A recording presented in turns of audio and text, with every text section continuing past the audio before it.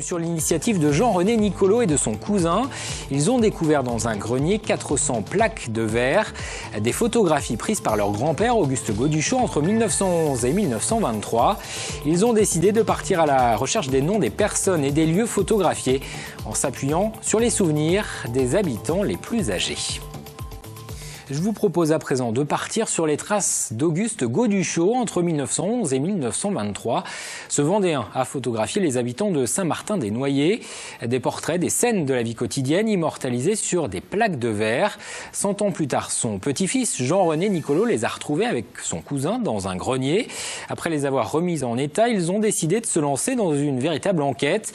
Mettre un nom sur les personnes et les lieux photographiés grâce aux témoignages et à la mémoire des plus anciens. C'est un reportage de Cyril Guillet. Ça fait partie des boîtes, enfin des plaques de verre qui étaient en vrac. Donc une scène de famille avec un âne qui tire une charrette. Après une enquête digne d'un roman policier, des clichés comme celui-là, Jean-René Nicolo et son cousin en ont découvert près de 400 dans un grenier. Un véritable petit trésor d'histoire légué par son grand-père Auguste Gauduchot. Je savais qu'elles existaient puisque ma mère parlait de son père qui était photographe. Elle n'a pas connu du tout son père puisqu'il est mort à la veille de ses 2 ans. Mais c'était un serpent de mer dans la famille, il y avait des plaques photos quelque part. Ces photos, Jean-René Nicolo a souhaité les restaurer. Un chantier titanesque qui commence par le nettoyage de ces plaques. Alors il faut prendre beaucoup de précautions lorsqu'on les manipule, uniquement avec des gants blancs. Des gants en coton. Dans un premier temps, nettoyées avec une solution d'eau vinaigrée. Les plaques sont ensuite scannées pour être numérisées. Vu la coiffure et la taille des robes, je dirais que ça a été pris pendant la guerre 14-18. C'est une des photos que les familles faisaient prendre par mon grand-père et qui était envoyée aux soldats qui étaient sur le front. Une fois scannés, les clichés sont retouchés un à un.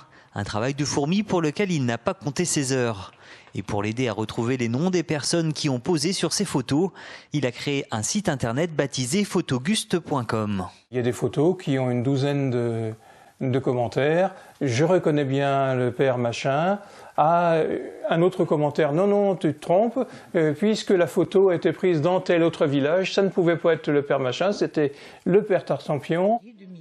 Pour l'aider à mener à bien ses recherches, le groupement Mémoire et Patrimoine de Saint-Martin-des-Noyers a proposé des rencontres avec les personnes âgées de la commune, notamment avec celle du club des retraités, ainsi que celle de l'EHPAD Sainte-Agathe, où quelques noms ont pu être trouvés.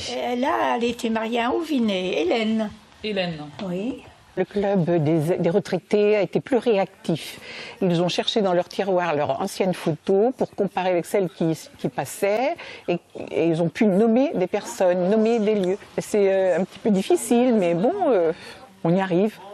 Si vous avez de la famille qui a vécu à Saint-Martin-des-Noyers, Sainte-Cécile, Saint-Hilaire-le-Vouy ou encore Bournezeau, n'hésitez pas à consulter les pages du site photoguste.com.